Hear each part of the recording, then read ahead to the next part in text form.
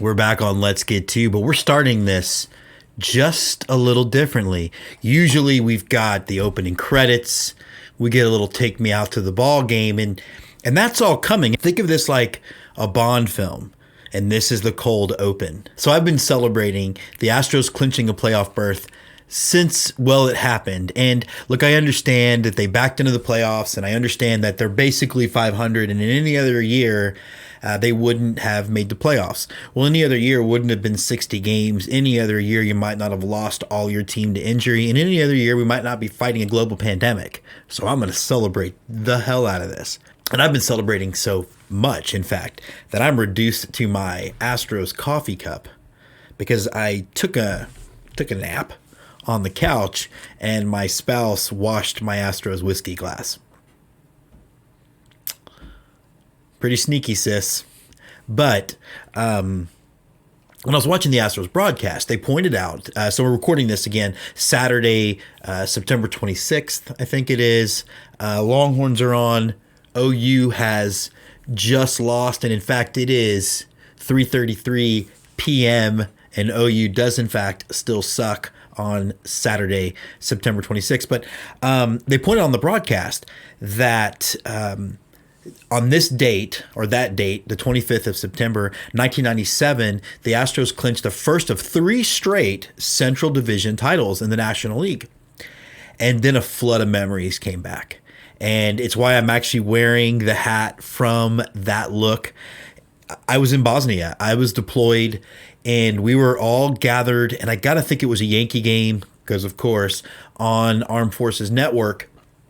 And then they cut away for a few innings to watch the end of the Astros game to get them to clinch, and they won 100 games. And I think Randy Johnson was on the hill. All this feels right. I don't know. But it was just so cool to kind of go back there and be transported back to something that I don't remember happening.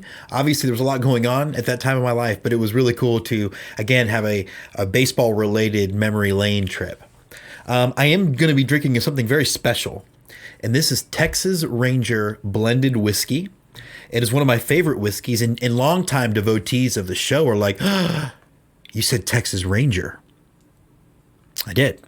Those of you who don't know, we don't refer to the Texas Rangers, the baseball club, on this show. We refer to them as the Arlington Rangers. They are not fit to have the name Texas on their uniform. And but this is one of the only times, this, and if I'm ever being chased by the law enforcement agency, the Texas Rangers. But this is a blended whiskey, and I'm drinking this in honor of a friend of the show and one of my best friends on the planet, Jason Tostevin. He is a filmmaker, screenwriter, and his script advanced to the semifinals of the Austin Film Festival. This is a toast to him. And what's really cool about that festival is it's one of those festivals that is completely elite to crack the semifinals. There's something like 13,000 scripts. They take in the hundreds to get to the semifinals, maybe even less than 100. Never made it that far. So proud of him, so excited. And I think we just got to celebrate the people in our lives that do well. And this is my first opportunity to do that publicly. And so we are going to drink a toast to him. And we're going to do it we're going to do it all classy like, out of my Breathing Orange Fire Astros mug.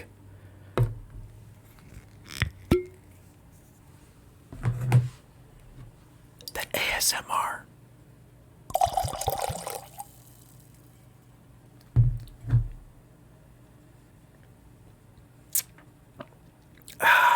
And now, the opening credits.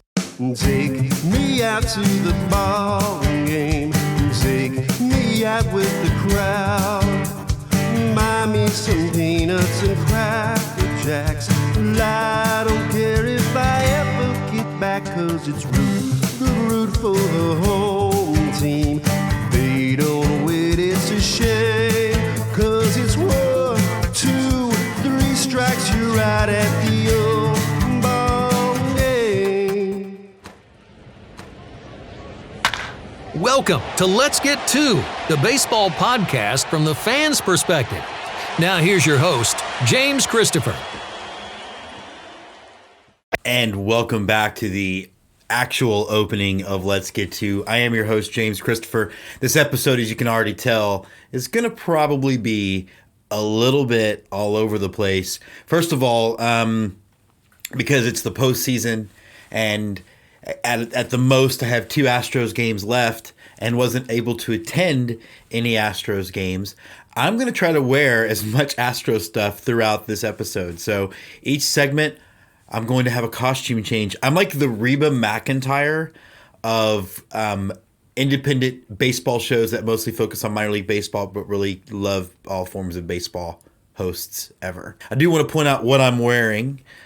So I've got the Mitchell & Ness satin 60s style Astros bullpen jacket. It's honestly one of my favorite items of clothing ever. It might be the most expensive item of clothing I own. But before we dive into the show, and it's going to be all MLB playoff talk today, we've got so many people coming on. Andrew Nelson and I are going to spell out our bet a little bit later. Andy will be here for all you Astros fans to continue doing what I think he's the best at. I think he's the best person breaking down Astros stuff out there, especially the one who's like doing a regular podcast. Scott's going to be here to look back at the season, the good guys from before the pitcher here to look at the playoffs. But I want to do a shout out to @MrsStealYoBase on Twitter. I will link her again, her profile down here. But she tweeted something this morning that really struck me, and it goes back to arguments I'm having with other people that are complaining about how short the season was, and then the number of playoff teams, and how it's not really legitimate, and how everybody gets a trophy, blah, blah, blah, blah, blah. The thing that they're forgetting, and the thing she really hit the nail on the head with her tweet, talking about this actually all might count more. Let's take away the fact that 16 fan bases for the next 2 days at least. Well, really the next 3. We're dropping this Monday night, and the earliest a team can be eliminated is Wednesday. They can think about something other than COVID. They can focus on their baseball team still having a chance. And, the thing about playoff baseball is it is so unlike actual regular season, full season baseball that, any team's got a shot. So every team that has that every fan base that has a team still in the fight has a real chance to have some positivity and forget about the Rona and the layoffs and all that stuff. But beyond that, yes, 16 teams out of 30 making the playoffs seems excessive. It's a 162 game season. But I'm going to point to 2 big reasons why I think it's perfect and why it does matter. And if you win the World Series, it matters. One, usually we play 162 regular season games. This year we played 60. We'll look at MrsStealYoBase's Yankees, my Houston Astros. Okay, I think there's about 3. I think the Yankees maybe were 5 games better than the Astros. The Astros finished right now we're 28-32. If they're 28-32 and it's May, are they counted out of anything? When you look at Oakland losing Matt Chapman and some of their starting pitching not pitching up to form, and some of the Astros rookie pitchers all of a sudden starting to look pretty lights out, and the idea that the offense is starting to get going as the season ended. Does anybody think that team is out of the division race? No, that's the whole point of baseball. The whole point of baseball is that you rise and fall. MrsStealYoBase's Yankees have been as, I don't know. I was having a competition with my Yankee buddy, the hitter Schwartz. Competition. We were joking around earlier in the season. I don't know who's had more injuries, but those 2 have led the league. So does anybody not think that Yankee team, when fully healthy, can't overcome the Rays? Does anybody think that the Astros can't overcome Oakland when they play 19 games and it's split home and away instead of playing 10 games, 8 of them in Oakland, in which the home team pretty much won every game? Baseball is built to be a marathon. The only way to do the playoffs is to expand them to take some of that some teams start slow, some teams start finish fast, and you need to reward and try to find your champion that way. The other thing I would say too is, yeah, they only played 60 games, but they played 60 of the most stressful games in baseball history. Beyond the fact that you've already essentially jumped into some form of a pennant race, and you are also dealing with unbelievable travel conditions when you travel, that you're having to roll up to the ballpark really unsure if you're going to play that day or not because there might have been an outbreak, when you're dealing with injuries that you probably would not have had if you didn't start a spring training, stop it, then start again. So it's one thing to look at the playoffs as being different, but I think if we're not looking at the season being different as well, then we're being intellectually dishonest. And I think that's just, it's so lazy to be the old man yelling people to get off their yard. If you don't like it, don't watch. That's what I would say. I'm going to watch. I'm as interested as anything. I'm as interested in teams like Tampa and Oakland who have a shot when they hadn't had one before. I'm as interested to see, will the Astros respond and bounce back? And I'm interested to see how are the Yankees going to do, having not met their seeding expectations through, in many ways, no fault of their own. So look, to me, it's very compelling. It's very exciting. And yeah, you know what? If you win the World Series, you won the World Series. I don't believe in asterisks. I also don't believe in that douchebag at Asterix tour. Probably the one guy on Twitter I'd really punch in the face, but this is not my therapy session about him. So no, you know what? If you're old and grumpy, you don't have to watch. I, for one, am excited. I, for one, am ready to tune in and ready to get this thing going. So, like I said, we got a fun episode today, all MLB playoffs, so stay with us. Holler and a Swaller, a chug of ballpark brew. Presented by The Hitter Sports. And we are back here on Holler and a Swaller, and we are going to be diving into, it's almost October, baseball playoffs are coming. So we're going to be diving into my favorite Oktoberfest beer from Shiner Bock, from the Shiner Brewery down there in Texas, down there in Shiner, Texas. And I know some of my friends that are going to get mentioned in this segment have been to Texas for our film festival, have drank more than their share of Shiner Bock. But if they haven't had the Oktoberfest, I honestly think it's the best one. A lot of Texans like the St. Arnold's one. A lot of people like what is the one from Boston? Your cousin from Boston. Don't need to worry about Boston because they're not in the playoffs. And I know that my Yankee friends are liking that. But, I talk a lot about it on this show. And I remember going back to the day before Major League Baseball season, where that was in many ways the best day on the calendar because it was nothing but possibility. And while we're recording this segment on Sunday, as soon as the last Major League Baseball game ended, the Reds beat the Twins, we putting this segment together because we want to drop this episode the morning of the playoffs. And in some ways, for as much as it sucked how we got here, that we ended up with a 16-team playoff because of the COVID virus and what all of that means, it's still nothing but possibility for those 16 teams. Anybody can get hot now. And because of the situation with COVID, I think it's really been a real level, it's made a real level playing field amongst all of the major league teams. So I'm excited to kind of celebrate that with some of our favorite fans who are going to get some shout outs. And if you got one already, who cares? You're getting one again. But one of the things that I have really been trying to preach, maybe not preach is the wrong word, but really explain the way I fan and how the way I fan is different. So I always looked at baseball a little bit differently than football. There's really only one baseball team I just cannot stand, and that is the Arlington Rangers, who are also not going to be in the playoffs.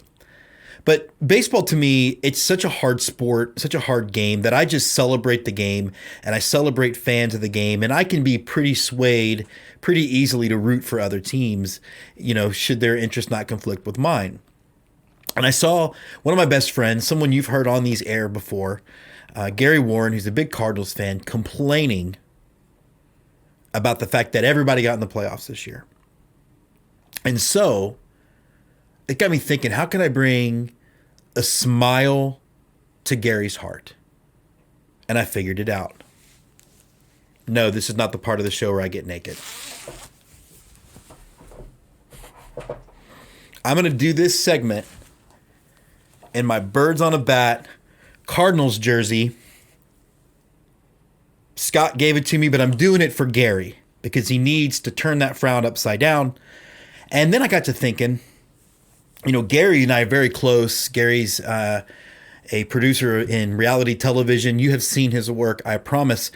And I thought, but my other friend is a big baseball fan, also in the film business, Mike Donis. And I was like, how can I celebrate him? Toronto native, Blue Jay fan. And for all my friends out there, I'm wearing the Star Wars Night Blue Jays cap that he got me in a, shall we say, ill-begotten way.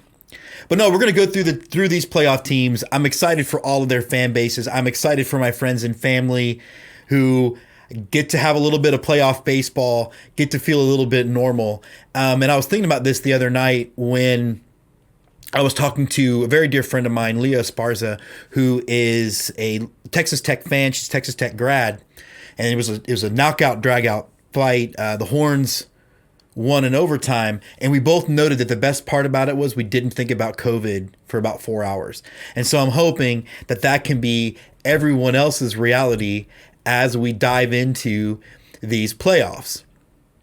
And so I am going to start with our first Holler and a Swaller to the Schaefers. Andy Schaefer, who's been on the show, Indians fan. Congrats on the playoffs. Holler and a Swaller, baby.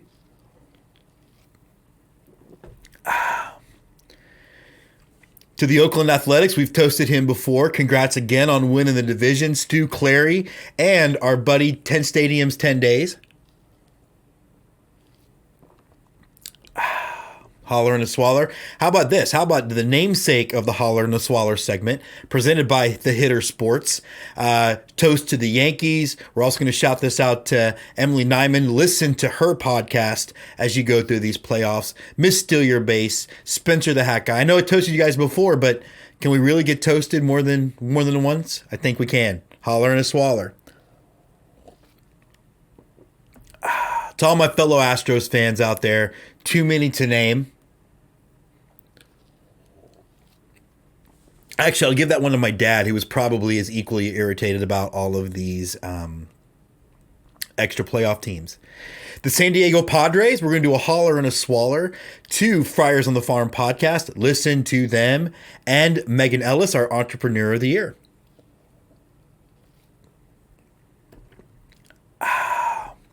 The Braves. Listen, you guys, if you're not listening to Mansplain Baseball, start doing it now. Listen to their show.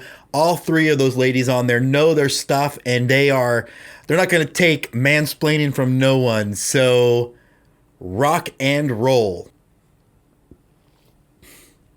The Twins. I begrudgingly toast you, Andrew Nelson. We are going to have our bet, and he's going to be on the show a little later on to explain exactly what we are betting. Got to toast the Los Angeles Dodgers, who have been in the playoffs for 4,000 years straight. Cameron Dougherty, my Cowboy brother, who this team's going to kill both of us before these playoffs are over. And also to Alex Ekelund. Now, Alex, he's going to be starting his own podcast later. We will make sure you know where to find it. But I don't know if he wants this public, but I don't care. He's my...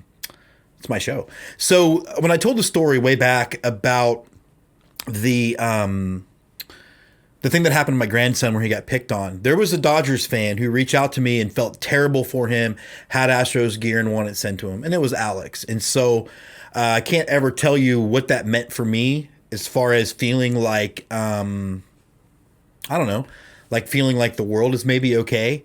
And so for that, I will always be in your debt. Holler and a Swaller to the Reds for making the playoffs. And I'm going to send a shout out to Allison West, a toast to her. I don't know if she's a Reds fan, but she runs the Independent Film Festival in Cincinnati.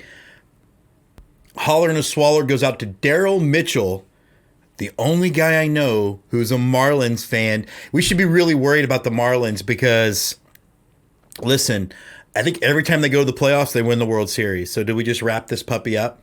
That would be 2020. One of the most COVID infection rates, also wins the World Series. Holler and a Swaller, the Chicago Cubs. So many family members. But I'm going to send this out to filmmaker Sean Patrick Leonard, who you've heard on the show and will get on the show during the playoff run. And I'm going to send it out to my favorite cousin, Bridget Walsh, and her beau, big Cubs fan. She took me to my first game at Wrigley. Billy Wagner shut it down. Fond memories. Holler and a Swaller. You might notice as the segment goes, I'm getting harder to remember when I've hollered and when I've swallowed. The Brewers, Holler and a Swaller to my cousin Erin, her husband Nick.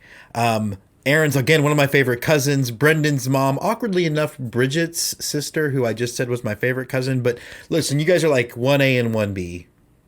Boy, that's a family divided come playoff time. But the Brewers and I and Astros share the anonymous honor of being the only teams with losing records to make the playoffs. But I think records in this situation goes out the window a little bit, which is why there are 16 teams.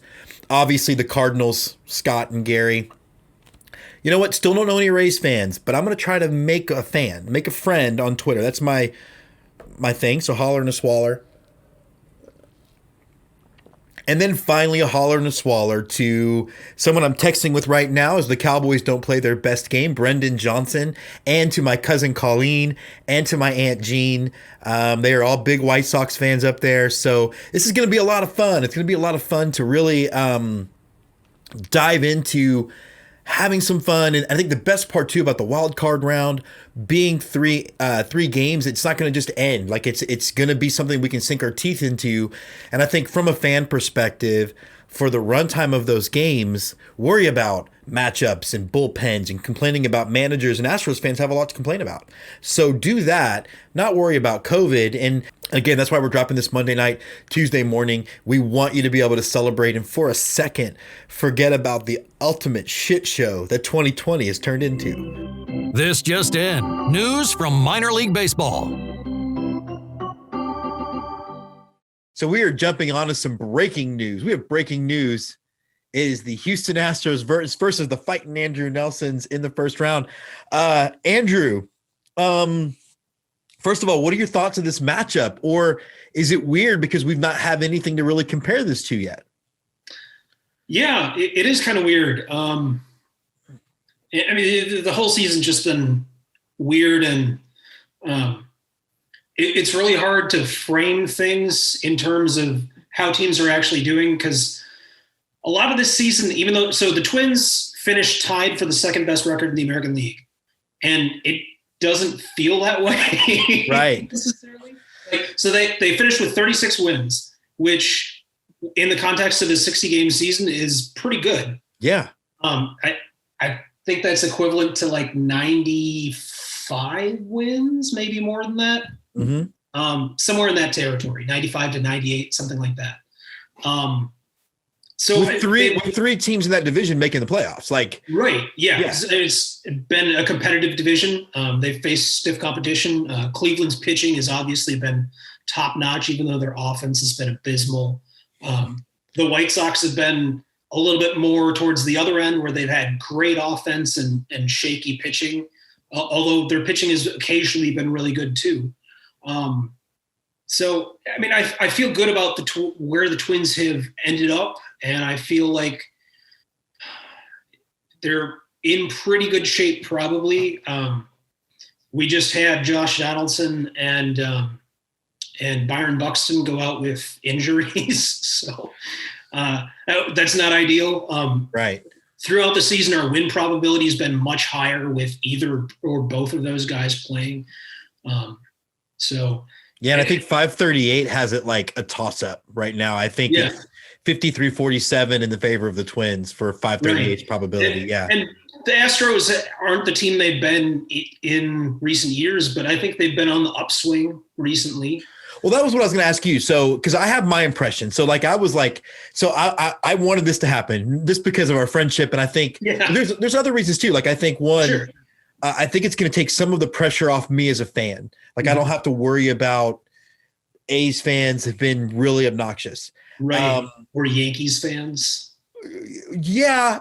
Although, I mean, you've got your Yankees friends, so that I've got my Yankees friends, but I think like Liam Hendricks is like, yeah, he said in the media he wanted to play the Astros for vengeance. And I was like, in 2017, you finished 20 games behind the Astros. Yeah. You're talking about vengeance.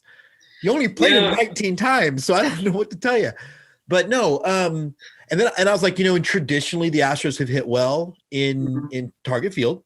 And then my wife pointed out that wasn't Target Field where it was so cold that they all looked like turtles playing in the infield. And I was like, oh my God, that's right. So, but from your perspective, like are you afraid the Astros will show up, or do you feel confident because they've not shown up yet? I'm definitely not. Just as a Minnesota sports fan in general, try not to let myself feel overconfident about anything ever. I think it's going to be a good competitive series. And I think it's going to be early. I think unless the Astros just implode, they're a dangerous team. That hasn't changed. They don't have Justin Verlander, and they're not maybe up to the quite up to par compared to where they've been the last few years. But there's still, it's only a 3-game series. Like, they only got to win 2 games. Yeah, they got to come up here and do it. And the Twins have the best home record this year it's a huge split. Is that right? I didn't know that. See, there you go. Yeah. So I think they do have home advantage. There's been a lot of talk about there isn't really home field advantage this year. But if you look at the stats, overall the home teams won about 55% of the time this year. And that's pretty on par for Major League Baseball. I would say anybody who said that, I think the whole idea of how you have to behave while quarantined is enough to say that. Now, are the Twins going to be like, I had read that they were, I don't know if they did this. Are they putting everybody in bubbles, in hotels for these games, whether you're the home team or not? I don't know the answer to that. Okay. My impression was that wasn't the case, because I'd heard some discussion about, the home team's going to have, they're not going to have to go through travel and quarantine, and they're going to have their own facilities and theoretically be a lot more comfortable than the visiting teams are. And I think there is really something to that. I do too. Okay. So we have a bet going. You want to, first of all, here's what our side bet should be. It's Minnesota and Houston. I'm betting we have 11 a.m. starts for all 3 games.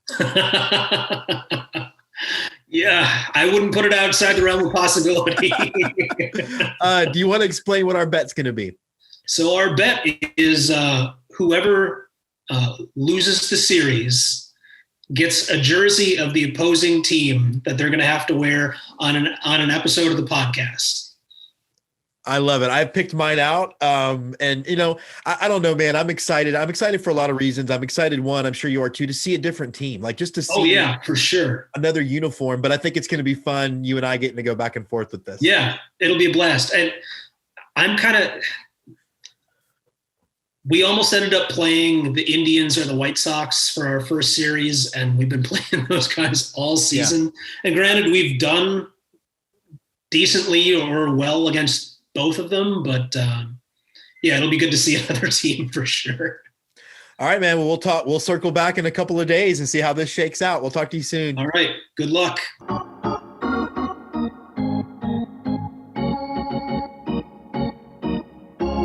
And now the Big League Chew, an eye on the majors, brought to you by Zoomer Sport.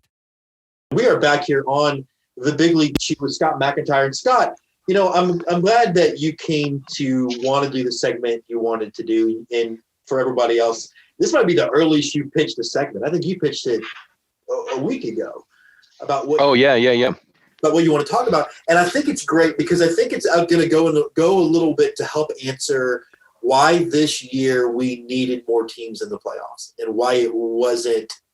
You shouldn't have just gone with the regular number, because so let's dive into what you wanted to talk about on Big League Chew today.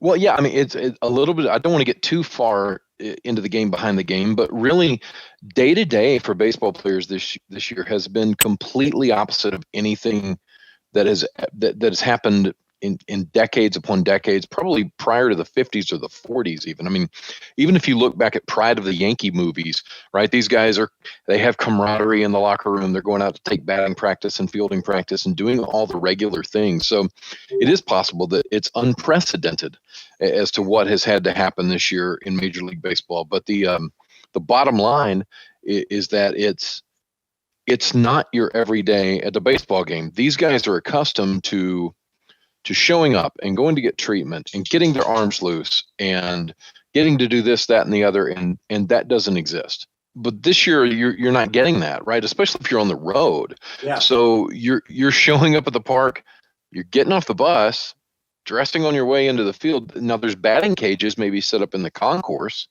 right? So you can take some BP into a cage up where, typically Auntie Anne's pretzel stand would be, but so you're getting your cuts in there in a cage. It's nothing like the real field, and then you're coming out and you're playing the game.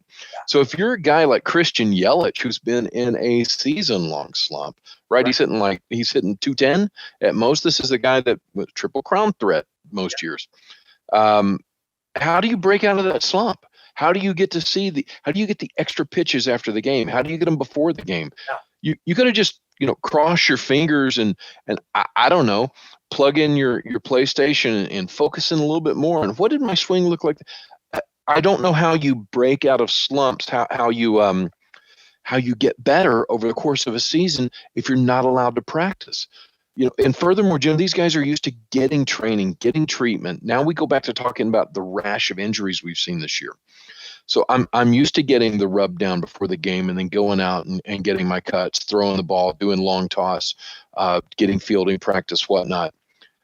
You don't get that now. You especially on the road, your treatment is, I don't know, stretching out a little extra in the hotel room, doing a little turn here, a little turn there. Having the wife, back at the house, like, hey, could you rub this out of my shoulder, please? Astros fans hopefully that though if it's Carlos Correa because then he's out for a month. Right. I mean, that's the other thing. And what happens if she's upset with him? If she's upset with him and either A, not going to rub him, or B, going to, oh, does this hurt? Does this hurt? Does this hurt, Carlos? So, I mean, yeah, these are the types of things that we haven't been accustomed to that I think have played a huge hand in the game. Guys have not come out of slumps. Guys have gotten injured more often. It makes it very, very difficult. Very difficult to get good when you can't practice. If you do look at Yelich is in a slump. I know Altuve's slump will be attributed to a lack of receptacles, but I don't see how. Yeah, he didn't have things buzzing on him. Well, he didn't then either, but whatever. But no, Bellinger's in a slump. I mean, there are slumps throughout the game. The OPS is down. Yes. And I think to your point too, with this home field thing, Correa actually was doing an interview and he talked about that. He's talked about how like now you have to schedule an appointment for your workout. You have to schedule your gym time when you get it. It does change it. And I think baseball players more than any other athlete, they are creatures of habit. You rely on a routine for 6 months to get through a 6-month season. Absolutely. Anything you do, I would tell people, anything you do day after day after day for 6 months at a time, you're going to get sore. I don't care if it's swinging a golf club. I don't care if it's jogging. One day you're going to wake up and your knee hurts a little bit more, especially the young or old. Either way, that's going to happen. Yeah. If you're playing a game, you take a weird slide and I kind of rolled my ankle a little bit on that. Well, you can't get treatment as expected the next day and be in and out of the tub or whatever with the trainers working on that ankle to make you better. You've got to wing all of this on your own or schedule an appointment and show up. And when your appointment time's up, you got to go because the next guy's due in. Yeah. It's just such a crazy year that, we've gotten into the swing of things by now 2 months in that we're watching games and we're just happy. Oh, wow, baseball's on. Awesome. Right. We're forgetting the fact that these guys are playing more games in fewer days than ever before. The Cardinals are, I realize the Cardinals got themselves in the position they were in with 17 missed days because of COVID. But the only day they've had off in like the last 4 or 5 weeks was the day after Labor Day. Okay, cool. You got a day off, but you had a doubleheader before your day off, and you had a doubleheader after your day off. Is that really a day off? The whole thing has been weird. Like I saw a tweet that said it was from one of the more respected Astros bloggers, and he said, the Astros are 26 and 26. They're going to have to really figure out what we're going to do at the trade deadline in a few months, because in a real season, we would not. That's when you start assessing. That's not your season. You wanted to talk a little bit about, the playoffs are coming up, and it's going to be very interesting because in a lot of the matchups in particularly the AL, I haven't looked very close at the NL, are going to be teams that no one's seen all year. Like it's going to be Astros Twins, and the Astros haven't seen the Twins since May of 2019. What are some things you're looking for just as sort of these at broad strokes of some of these matchups?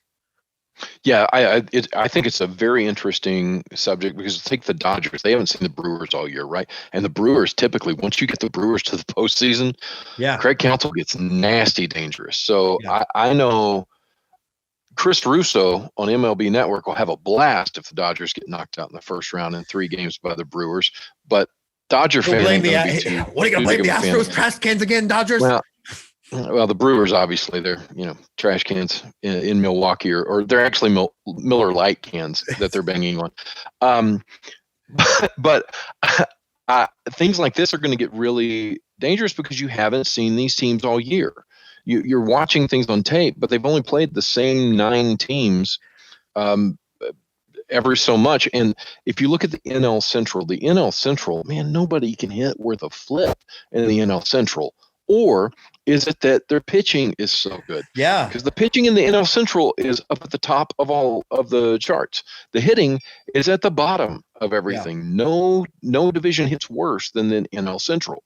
No division pitches better than the NL Central. Well, which is which? Where's the truth? It's probably a little bit in both, but now we're going to find out. And in a 3-game series, man, how many times have you seen a team go 2-0 up in a series and then wind up losing? You go 2-0 up right now, the series is done and somebody's season's done. Yeah. I think it's fun. It's what this year needs, if you ask me. I agree. Now you had the Rays at the beginning. When we first made picks, you had the Rays, I think winning all of it. And one of the things I did see that I thought was an interesting take is that the one thing about this whole playoff series with no days off is it actually reflects the game more as it's intended to be played in the regular season. Whereas if you have these days off, you can manipulate a pitching staff much different. Like they used the example of the World Series last year. If that was 7 straight games, the Nationals don't win because you can't actually throw Strasburg for 27 innings in that World Series because of the way the days off worked. What do you think? The Diamondbacks don't win the Diamondbacks don't win back in the day because all they could rely on really were Johnson and Schilling. They could have done that every day. It takes a sport that rewards depth and then removes the importance of that depth when you build in 2 games and then 2 games off, days off, and then you know what I mean. So now we're looking at no days off during the wild card, no days off during the DS, maybe a day off in the LCS and the series, but one only. Does this help a team like Tampa Bay more than say a team like LA or someone else? It helps teams that are that know how to manage bullpens. Sorry, Houston fans, but it helps teams that know how to manage bullpens, and it helps teams that aren't fully reliant on those starters. That's why I think the Brewers and the Rays are really dangerous because they're used to putting pieces together in the late innings. You go up 5-0 on the Brewers, that doesn't mean anything because if you go up 5-0 on them in the first 3 innings, okay, fine. Then they're going to release all of the bullpen they have, and you're not going to score the next 6. So you score what you can score against the Brewers in the first 3, right? The Rays are very similar that way. Some of these other teams are the same way too. And I think if you look at the playoffs and you look at the teams that have really excelled, it's the teams that they have managers that know how to move things and piece things together. They're youth oriented, so these guys can get out and play hard every day without the training we're talking about. They're a little less sore the next days. If you don't believe me, Miami, Toronto, San Diego, they're all there. They're all young, and teams that aren't specifically reliant upon that big 1-2 pitching staff like you're talking about that we saw last year. I mean, the Nats are playing golf now, so they're done for the year. The teams with strong bullpens, they're there, and the teams that have worked through adversity are there. If you get some teams healthy and on a streak, anything can happen right now. Anything can happen, and I think it's going to be a blast. Well, we're having Andy on next segment, but I do want to bring up one thing, and I really only have like a minute left. I've got class starting. You got it. But here's a question for me then. We're going to talk a little Astros then. Is it shocking to you that a general manager who came from Tampa, which to your point, forward thinking how they use a bullpen, that Dusty is so bad? Is there no baseball ops guy telling Dusty what to do, or is he just doesn't listen? Dusty Baker has a history of doing what Dusty Baker wants to do. And Dusty Baker has a history of being told you're doing the wrong thing and him going, no, I'm not doing the right thing. Trust my gut. I'm the guy with the job. He's done this before. A lot of Washington Nationals fans felt like they would have had titles had there been a different manager. Dusty's a solid guy. But if I'm a Houston fan and I'm going up against the Tampa Bay Rays for the ALCS, they got Kevin Cash in that corner and I got Dusty Baker in mine. I feel like I just brought a knife to a gunfight. Go Astros, a focus on H-Town hardball. Now, as we pick up on Go Astros, Andy, I'm going to let you know, little spoiler alert, here is what Scott McEntire said about Dusty Baker going into the playoffs with his managing of a bullpen. He said, and he quoted the movie The Untouchables, it was like bringing a knife to a gunfight. Andy, first of all, we're in the playoffs. How you feeling? We're in the playoffs? I don't know. I don't recognize this round because usually this is, at least for the past several years, this is where we get to sit home and watch the A's lose a game. Probably not going to be that way this year.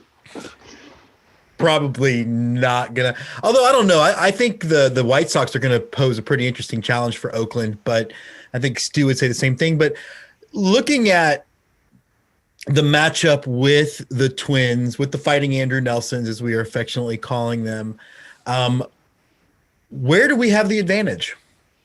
I've gone through this since we figured it out, and I guess we kind of figured out this is probably what the matchup was going to end up, maybe Saturday, and then it was confirmed on Sunday. I've been over the rotation. I've been over the bullpen, been over the lineup. The only advantage we have at this point is that we are relatively healthy and that we have a lot of playoff experience compared to the Twins. The Twins, to a man, haven't gone deep in the playoffs.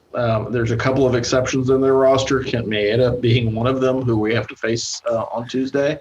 But to a man, they've all played about 3 or 4 games and gone on their merry way. That's been their playoff experience. Whereas you look at people like Springer, Altuve, Bregman, Gurriel, who have all been part of deep playoff runs over the past several years. It was obviously a very schizophrenic season for the Astros. At the beginning, the Astros were hitting everything. Ironically enough, when they weren't healthy, that's the thing that I think blows my mind is even when they weren't healthy, they were still averaging either 1, 2, or 3 in runs scored, depending on when you looked at it. Right. Couldn't pitch. Pitching gets much better. Lineup gets healthy and then can't hit. What's going on with that? I think it's a consistency issue. I don't think it's anything beyond that. I know that the Twitterverse is going to want to tell us for the next 3 days that it's all about trash cans. Matter of fact, Fox Sports North has warned the Twins to watch out for garbage cans because, that's a clever take in they blocked me. Clever take in nearly October. Well, you probably deserved it. Yeah. You weren't healthy for a long time, as you pointed out. You're not getting consistent at bats, and you don't have your lineup in the order that you'd like it to be ever. Alvarez has played a game and a half, so he was a big loss. The Twins suffer from something similar, though, because the Bomba squad they had last year hasn't been quite as effective, and they've had a bunch of injuries, minor nagging stuff, but still stuff that prevented them from putting out the lineup they've wanted to put out since July 30th. The Astros are in a similar boat with a lot of guys underperforming, having bad years, Again, small sample size, which we can get into if you want to. But it ultimately comes down to it's a lack of consistency, and that consistency is driven by health and, a little bit of Dusty Baker not knowing how to manage in 2020. But that's. Well, that's definitely going to be that's going to be the episode we talk about, be it, October. Well, really, yeah, I guess October 3rd or November 3rd. At some point, that's going to be a conversation. But I want to ask you about two major Dusty Baker decisions going forward. One, retroactive to Saturday night. Look, I think we could all make an argument, depending on what hair we want to split, as to the overall quality of pitching this year from Lance McCullers, Framber Valdez, or Jose Urquidy. However, it seems like Valdez gets immediately removed to the very thing you talked about, experience. Urquidy had a dominant start 2019, but we all know that for as much as the Astros didn't really know it was coming in the playoffs in 2017, the Yankees did when McCullers threw 30-something straight curveballs. Right. Why was McCullers pitching Saturday and not therefore starting Wednesday? I mean, I wish I had an answer for you. I wish there was something I could point to. And with a lot of managers, if you watch baseball long enough and are willing to listen and learn, you can figure out what they're doing. You don't have to agree with it, but you can kind of understand where they're coming from and what the rationale is. With Baker, there was no point in pitching McCullers for 4 innings on Saturday night because all you've done is take away an option for Tuesday. What you have done now is we're going to start Greinke against Maeda on Tuesday afternoon, Tuesday morning, whenever we're playing, 2:00 in the morning on ABC somehow, because that's where I go for baseball. Has ABC ever hosted baseball? Like, it's weird. Exactly. Anyway. Ever. And then you go from that to McCullers can't pitch before Wednesday, which is an if necessary game. So now you've got to choose between Urquidy and Valdez for your second start on Wednesday. And I'm guessing it's probably going to be Urquidy just because Valdez has a little bit more flexibility and the Twins hit right-handed pitching a little bit worse than they do left-handed pitching. Not dramatically so by any means, but there's still something there.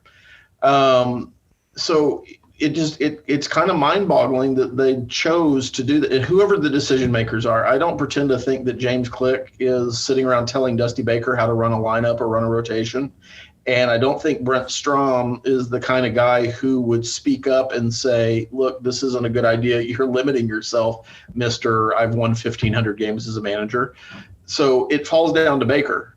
He's very literally where the buck stops on this kind of decision. And it's a really, really strange decision because all it did was limit your options for a playoff series that you were, pretty sure you were going to be making on Friday night. Going back then to Dusty Baker, I know that there's going to be a lot of question on the internet about why Presley's the closer. And I think the argument, again, to your point, is he's simply the most experienced arm out there. Now, how do you let the last taste in his mouth be giving up that home run? Look, it felt very similar to the Will Harris home run in 2019. It was not a bad pitch. It wasn't a meatball over the plate. He reached down and got it, and it was out by feet. How do you not at least give him an inning Saturday or Sunday to A, keep him sharp, and B, remind him that he can get people out? Well, I hate to keep beating this drum, but and to give all credit to Mr. McEntire, Dusty doesn't manage bullpens well. It's not his thing, and it's never been his thing. He's had talent to overcome some of his decisions in the past with different teams, but there's a reason he has the reputation he has. Presley absolutely is a closer because there was nobody else available to be the closer. Literally, at the time Osuna went out, Presley and 10 rookies. That's who the bullpen was. Yeah. And so that was your choice was a rookie or Ryan Presley. Absolutely makes sense. Presley is also the kind of pitcher who needs to pitch 2 out of every 3 days on average. So his sinker and slider do what they need to do. When he does that, he has better control. And there are a host of pitchers who pitch a little bit better when they're not tired, but used regularly. And sure. Dusty, as we have beat this drum to death, if it was a horse, you'd say stop, about this guy's going to pitch 5 days in a row. This guy's not going to pitch for 14 days, and we want results out of all of them. Well, it just doesn't work that way, and he doesn't seem to understand that, and I think it's just a failing that he has as a baseball person about how bullpens work. And I think it goes back to the old hitter's view of pitchers. Well, they should be effective all the time, and if they're not, I win. Congratulations. Well, when you're a manager, you've got to think about it differently. And he's never proven that he can think about it differently. One of the things that I think gives me kind of takes me back to when he was hired. And remember that we on this show and all of the baseball writers in Houston were like, how is this guy going to adjust to a modern front office with analytics? And I cannot imagine that James Click, well, he hasn't, right? And James Click, who is used to managing pitching staffs in interesting ways and piecing things together, I cannot imagine he was thrilled with the way these guys were used. But to your point, you can't go tell a guy who will talk about a conversation you have with Hank Aaron how to use a pitching staff. And I think that might be to the detriment of the club. Well, right, wrong, or indifferent, Baker is a borderline Hall of Fame manager. If he was to manage to win a World Series with the Astros this year or next, I'm hoping one of those isn't an option, he's going to be a Hall of Fame manager. I mean, he has the wins. He has the credentials to really make that argument at some point down the road. So it's difficult for a guy like Click to come in knowing that Baker was hired in front of you and tell them this is the way things need to go. At some point, Click's going to have to do that, and I'm assuming that's his role really starts in the off season at this point. This season was just kind of a let's get through it, let's survive the scandal, let's survive the season, let's hope we win a lot of games and make people forget. Unfortunately, that didn't happen. They're still in the playoffs. They still have a chance to do some stuff, but it's that window is narrowing pretty quickly. I think it's difficult, and I think Strom is the kind of guy in the bullpen, even though he's relied on to talk to the pitchers and be the pitcher whisperer, it's still not his role to tell Baker what to do or what not to do. He can offer his advice, but ultimately it's Baker's call. So whether Strom is offering that advice on how a bullpen gets used or not, Baker has to take that advice, and Baker's got to listen to his people or choose to do his own thing. And whatever it's doing, it's not working. We've blown 13 saves this year. Yeah. We've been up in, I think the stat was we've had a lead in 45 of the games that we've played. In 19 of the losses, we had a lead. Not all of them count as blown saves, obviously, but. Right. So would 45 and 15 look like a better record if you could hold on to leads? Even if you could only hold on to half of those, it would look like a whole different world. Heck, if we could have just held on to 7 of those, exactly. Yeah. So I guess you mentioned the scandal, and you mentioned that we still have a puncher's chance. I think the word out of some of my friends from Minnesota are they just expect the Astros to roll in like they weren't trying for 60 days. I think you and I both know that's not the case. But what has caused, is there anything psychological as what has caused this hitting issue? Is it Springer's trying to hit his way into a free agent contract? Is Bregman trying to hit his way out of the sign stealing scandal? What do you think is going on? Or do you think it's just 2020? Well, I mean, Bregman also has a big contract to justify, right? I'm sure deep down inside, there's some of that. They're human beings. Nobody wants the criticism that they've gotten this year. And some of it has been beyond the pale from an outright nastiness standpoint. And I think to a man, all of them would tell you, hey, we did it, we deserve it, but it's got to wear on you. I think the bigger story is if you told me Jose Altuve started the opening series or opening season batting 220, what is he, 225 right now? Yeah. He'd bat in 225, you go, okay, well, he better work that out in the next 102 games. Right. Well, he doesn't get to do that this year. And so it is truly a small sample size. And as much as luck plays a part in teams that win the World Series and have playoff runs like the Nats did last year where they got hot at just the right time, teams can go bad at the right time too, or the wrong time, I guess, depending on your point of view. And I think it's not much more than Springer, Bregman, Altuve all got off to ridiculously bad starts this year. And unfortunately, the start of this year is the entire year. I think you've got a new manager to adjust to who does not communicate the same way that Hint should communicated to them. Does he communicate at all? I don't know. It's hard to tell behind the mask and the gloves. Look, people could think we're being petty, but we did have a reliever who did not know he was taken out of a game and pitched another inning. That actually happened this year. And I think there's a bunch of that. I think Hinch was very good at talking to his players the way they needed to be talked to, meeting them where they lived, so to speak, because you can't talk to George Springer the same way you can talk to Alex Bregman and get the same kind of performance out of them. And Carlos Correa on top of that, and his massage issues, and Jose Altuve after that, and his tattoo issues, and whatever else is going on. There's a bunch of personalities, and it's not one size fits all when you're a competent, good manager. I don't know that Baker cares about that because he's from a different era of play where manager rolls out the lineup card and you better perform or you're not going to be on it. So I don't know how much communication happens, I guess is a nice way of saying that. So I think it's just kind of a perfect storm of guys having down years in small sample sizes and adjusting and having a scandal and have everything on top of it where it just all went to crap all at once. Having said that, all of the playoff teams are bunched within 10 games of each other. The Astros do have an edge on playoff experience, I think, on everybody in the American League, with maybe the exception of the Yankees since they got Cole and we don't have him anymore. Right.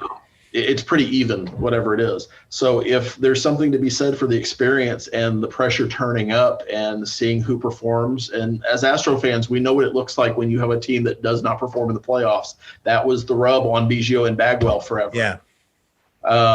Again, small sample size. Yeah, sorry for that. They just had a stroke. Should have given you a warning before that trigger. Right. Trigger warning, yeah. But I think that's, I think that's, if we have a chance, that experience has to come to bear. And honestly, the Astros have nothing to lose. They're an under 500 team. In a normal year, they wouldn't be in the playoffs. They wouldn't be sniffing the playoffs. Sure. As I said yesterday, the Astros and the Brewers shouldn't be in the playoffs because they're sub 500. This isn't the NBA. But because of what this is this year, they're in. They have a chance. They're playing the number 3 seed because of Major League Baseball's really wacky seeding in the playoffs. I mean, they should be playing the Rays, right? But we'll take it because the Rays. Because I don't want to play the Rays. I don't want 3 games and stumble over something well before we ever have to see them. Yeah, I don't want to play in abandoned Costco field. Before we get to the results, I do want to point out before your estimation. I mean, but I think to your point, Altuve struggled, Bregman struggled, Springer struggled. But so is Cody Bellinger, and so is Christian Yelich, struggling all over the league. There's just not some twerp with a Twitter account in Chicago deciding to make it some kind of moral mission, I guess, to point out the fact that the Astros have struggled. Well, as soon as he changes over to whatever sports brand he's trying to create and drag those 400,000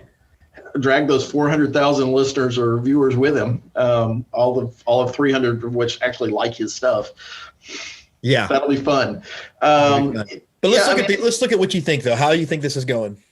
I think if the Astros can somehow beat Maeda, they win the series in 3. If Maeda shuts them down and they don't win Tuesday, they won't win Wednesday. And I think that experience is going to come to bear more in a game 1 and a game 3. Game 1, just dealing with this playoffs, things amp up a little bit. Game 3 is where the sphincters tighten a little bit. That's an elimination game. Yeah. And you got to think that the Twins absolutely know what it feels like to be eliminated, having lost 13 playoff series or 13 playoff games in a row. Right. Where the Astros have had some success over the last 3 or 4 years. All right, last question then. If the Astros lose or when they lose, I didn't pick them to win the World Series at the beginning of the season. So, right. I was just I bought the Yankee hype with that. But how long do I stay off Twitter after they lose? I would give it 15 days because you need to get through this the championship series before people are going to stop picking. And now, Before the Deuce. All right, so we are jumping on to Before the Deuce as he gets his camera set up.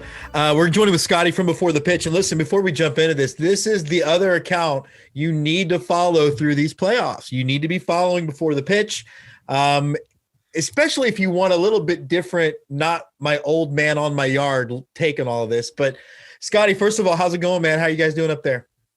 We are doing fantastic. We have just taken our first steps into fall, which means Yankees baseball on the regular. Also means New England Patriots football. It also means white girls in Han Solo outfits injecting the pumpkin spice into their veins. I may or may not be one of those white girls. I love that you call it Han Solo season because it's hot and I'm jealous that I can't pull it off. It's really it's a mixture of combinations. It is October. It's baseball, and the Astros and Yankees are barreling for the ALCS, just like we thought. What a year! Is this okay? Here's the thing, and I'm almost happy that it worked out this way. And the reason why is because at the beginning of the season, everyone was complaining, "Oh yeah, expanded playoffs are stupid," and I've been saying it's stupid until your team just barely makes it because of that 8th playoff seed, and yet here we are. Yeah. And yeah, here we are. All of a sudden, everyone is 0-0, and it's a brand new beginning. Brand new beginning. I do want to go through the playoff bracket for this first wild card round, and I want to do it a little bit different. I want to start in the NL because I want to get to where you and I become homers as late as possible. So I actually think we have some really interesting matchups, and I want to go ahead and start with. I don't know. Let's for grins and grins. Let's start at the Marlins and the Chicago Cubs. Now, first, correct me if I'm wrong. The Marlins, every time they make the playoffs, don't they win the World Series? Is that pretty much the Marlins have not won a postseason series yet in their entire franchise? So here's the thing: you're stuck with this conflict. Of logic says the Marlins will just fade into obscurity. Logic also says that was supposed to happen a while ago, but this is 2020, and the Marlins have a habit of accidentally stumbling upon world championships. Because they've never won a division. They've obviously won a postseason series, but they've never won their division. I don't think they ever have. They've only made the playoffs twice, and both those times they were wild cards, and in one series, both those times. Okay.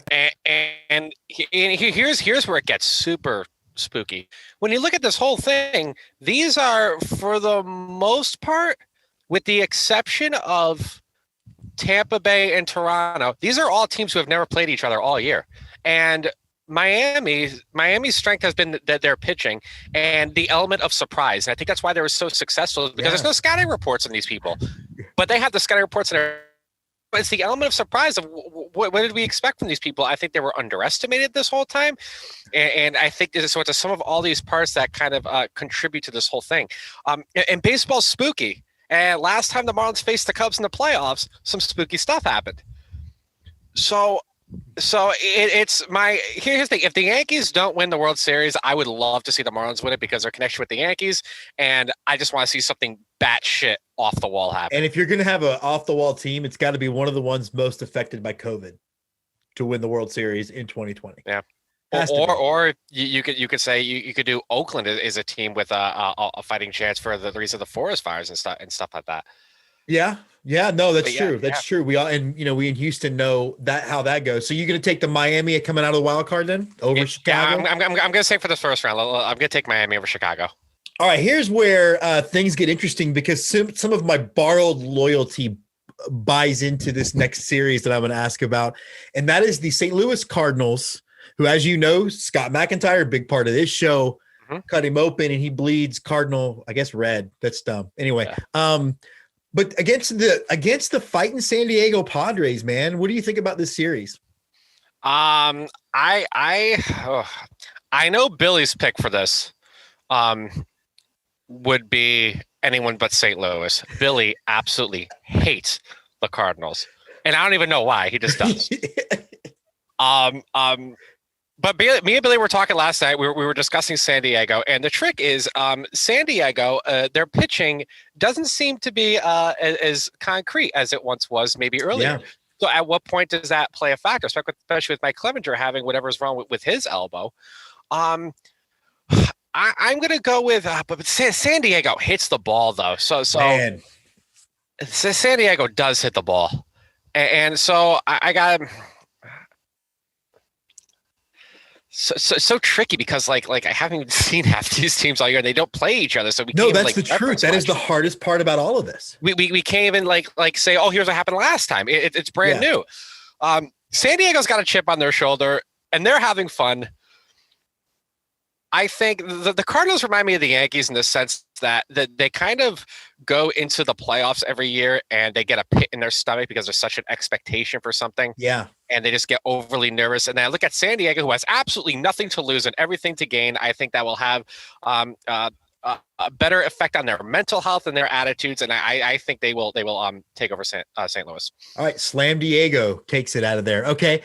This one's interesting because we're going to go ahead and jump now to Milwaukee at Los Angeles. Is this even next? Is that what this is? It should be, but if I were to pick one upset in the entire bracket, it would be this, just because why not? I want to see something. I want to see something crazy happen. I want to see something absolutely bonkers happen. Yeah. And the law of averages say that eventually the Dodgers have to win the World Series. I think the law of averages say that. But it seems like every year they just keep getting closer. And the closer they get, the further they get away. And what the only problem with that is people are already contemplating the legitimacy of the season. I say it's only illegitimate to the 29 teams who don't win the World Series.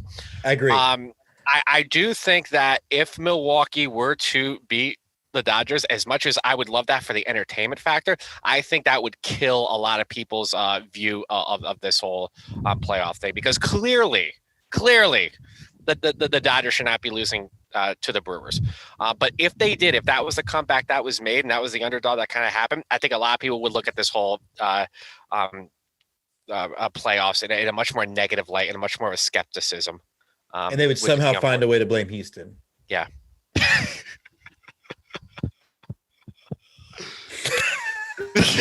I don't know what to say to that. I was talking with Andy on the segment before you're talking about how like some of the player hatred has been a little overwhelmed. And we were talking about Carlos Correa and Mookie Betts joking around when Mookie hit a double. And I was like, you kidding me? They weren't joking around. They were laughing about how they both stole the World Series from Los Angeles. What are you talking about? They have a lot in common. I kid. Here's an interesting ball club too. And it's one that I find myself loving and hating. And that is the Cincinnati Reds going up against Atlanta. I love everything about Joey Votto and what he brings to baseball. And I hate everything about Trevor Bauer. So I'm very like, what to do about this. But what do you feel about the Bravos in Cincinnati? The Reds are, do you call them the Bravos? Yeah, they do that sometimes. I've heard. Okay, I like it. All right. Cincinnati, minus Trevor Bauer, Cincinnati comes off as the nice guys of baseball, especially with Joey Votto. Did you see that segment he just did where he's talking about the shirt he was wearing on grounds Sundays? Crew? Yeah, exactly. Yeah. I think I retweeted your tweeted about it. I loved everything about that. Yeah. Yeah. So like part of me listens to that. Like I want the Reds to make a run just for his sake. Yeah. For doing that. And they deserve that. As hot as they're getting, one might say they're getting red hot. I don't think they have enough to take over Atlanta. I don't. I don't either. I just see Atlanta beating the snot out of the baseball. And yeah. No, I completely agree. Now over to the AL. We'll skip the last two series that I know we want to talk about, but let's talk about, one of the teams that I've really fallen in love with. I'm calling them the Fighting Cavan Biggios, the Toronto Blue Jays, who feel a little almost like the Padres light, right? Like they're not as good as San Diego, but there's some of that same energy. Going against Tampa Bay, who I think Tampa Bay's use of pitching and the way Kevin Cash manages is actually perfectly lined up for the way these playoffs are going to shake out. Thoughts on that? Yeah. So here's the thing with Toronto is this was kind of like a couple of years in the making that I remember calling at the beginning of the season. I'm like, don't brush Toronto under the rug too quickly, because every year it seems like they're slowly just kind of creeping up in the AL East, and this could be the year where they really surprise everyone with beating Tampa Bay. I do not want to face either of them if that comes to that, because the Yankees have really struggled against both of them this year. So I do not see, as good as Toronto can hit, I do not see them beating Tampa at all, just because here's the thing, Tampa can they can beat you everywhere. that they can They're out gonna hit you, Yeah. that they can out hit you, and they can out pitch you. Which is why I think it's weird that I got to call it Yankees Twitter for a sec. Everyone was like crossing their fingers that we wouldn't have to face Tampa in the first round. Now we have to face Cleveland, which we'll get to in a second. They're like, oh, I wish I was facing Tampa. No, you don't. You don't wish you were facing Tampa. No one wants to face Tampa. And my best hope for this is if the Yankees can somehow pull off a win, Toronto upsets them. I would feel better about facing Toronto than I would in Tampa because the Yankees at least beat the snot out of Toronto. But I do not see Toronto at all overcoming the Rays, especially when this is the only matchup where it looks like teams in the same division who play each other all year. And Tampa knows exactly how to beat Toronto because they've been doing it all year. And I think playing them in that abandoned Costco definitely plays into Tampa Bay's advantage. And again, two great frontline starters, and then probably the best bullpen and the best bullpen usage in the game. But remember, when you talk about that turf, Toronto plays on turf also. Even turf this year, most of those players were still on the Toronto teams from previous years who were used to playing on turf. So I just mean the way that building sucks your will to live when you walk into it. It's like, where's the large bags of toilet paper? Oh, I forgot I'm in a ballpark. Excuse me. We're going to talk about one of baseball's most exciting teams, and then playing a team that even Stu Clary, our big A's guy, would admit is limping into the playoffs a little bit. That's the Chicago White Sox going into Oakland. I think Oakland's the kind of the easy front runner for this one. And that's nothing against Chicago. I think I remember at the beginning of this year, we saw in the off season, they were slowly making their little moves. I thought they were going to wind up with Zach Wheeler. I really did. And that would have helped quite a bit. Chicago can throw the baseball. They can really, really throw the baseball. They already have the no-hitter on the year. On top of some dude who I guess just came out of high school who they drafted like in June is throwing like 100+ miles an hour. Yeah. The dude looks like a giant stick of spaghetti. He's so lengthy and thin. And that dude throws flamethrowers. And Chicago has a balanced lineup, which is a cool thing. And it's almost unfortunate that I think that they have to face Oakland. I think Oakland's going to put a stop to that excitement. It's almost unfortunate because I think the White Sox, especially White Sox fans, deserve a little bit more of a run than they're going to wind up getting, which is unfortunate for them. I actually have the Chicago in this matchup. I think the loss of Matt Chapman for Oakland takes whatever little offense they had left. And I think it's much like playing Tampa Bay. If you're going to win, you got to score early because you get that bullpen and it's a vice grip. But they also got slapped around by Seattle this weekend. So who knows? Okay, now we're going to get to my squad. Tell me how quickly I'm depressed. This will be the Houston Astros versus the Minnesota Twins. And I got to be honest, I'm sure on paper I probably should have rooted for the Oakland matchup to the point I made earlier. I'm just glad to see another uniform. I'm going to be honest. I'm glad. Not look at Oakland, just to see somebody different that we haven't seen all year. But what do you think? What are your thoughts on this one?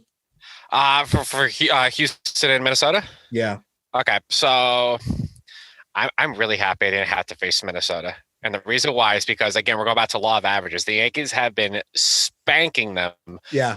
And eventually it's going to catch up to you. Eventually, we're not going to beat them. So a lot of people say, oh, I hope we play Minnesota. We always beat them. Well, last year doesn't affect this year. Sorry, guys. I'm glad I don't have to face them. And I believe so they're going to Houston? Or no, we're there. Okay. We're in Target Field for 3 games, and it's going to be 30 degrees. Yeah. Do I need to make plans for Thursday? Or here's the thing: I would not be surprised if Houston wins that. I wouldn't. I would not be surprised because Houston hits the baseball. Yeah, I mean, they have that ability. I'm taking Minnesota in 3.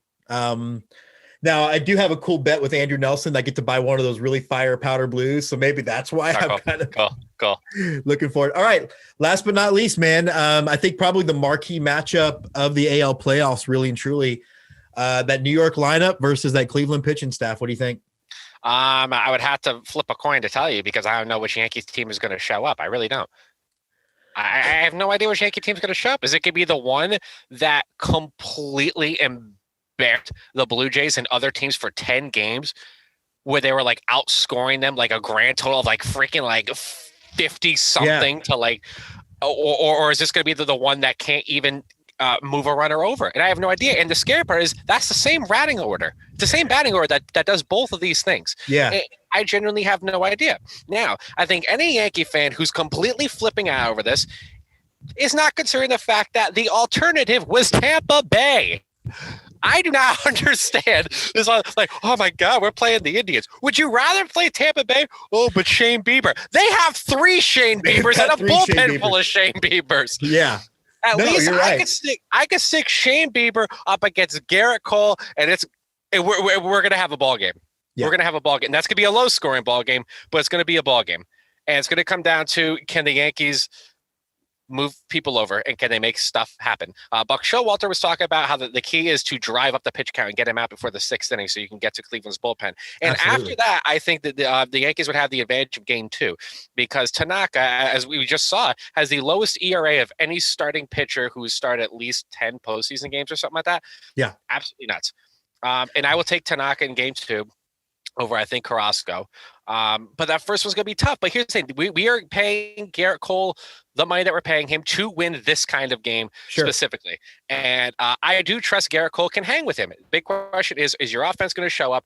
Yes or no? I'm going to pick I don't know. The Yankees could completely blow through this and get to the World Series without losing a game. They could also lose the whole thing in 2 games, and I genuinely have no idea which one's going to be. All I know is whatever it's going to be, it's either going to be massively big or embarrassingly low. This just in. News from minor league baseball. And we do have some breaking news today that... God damn it, Jim, you're such an idiot. And we do have some breaking news today that deals with...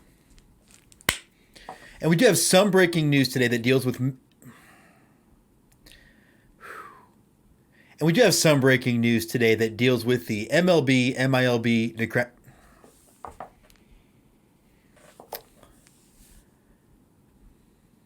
And we do have some breaking news today that deals with the negotiations between minor league baseball and the MLB as far as contraction goes and all that stuff.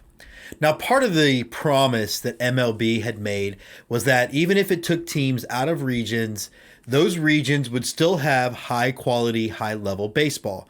And look, count me as someone who was extremely skeptical that they would actually do that. I figured it would be one of those handshake promises, and much like what happened with Johnny and the Cobra Kai Dojo, those handshakes just get forgotten. Well, there is a bit of news, according to Baseball America, that the Appalachian League will not be affiliated minor league baseball next year, and in fact will be collegiate summer league. There's 2 things to unpack. Really, there's a lot more to unpack on how this affects the ecosystem of collegiate summer league. Will they now become better as far as talent goes than Cape Cod? Who knows? And that's something that we will dive into going forward. But look, I'm trying to stay positive today, stay in a good mood, and I'll say 2 things about that. One, it at least appears that Major League Baseball is going to at least try to keep some of that promise. That's 10 teams that will no longer have an affiliation, but at least will have very high level baseball. And to the people in those communities who feel like all of a sudden their baseball got crappier, I understand why you feel this way. I understand the appeal and the allure of having a prospect. Trust me, with someone who has really started to experience this level of baseball over the last year and a half, it's great baseball. You're going to have a blast. And so while this news might have been initially distressing, while it might have been something that won't come across as something very positive, I think that you're going to end up liking where it ends up.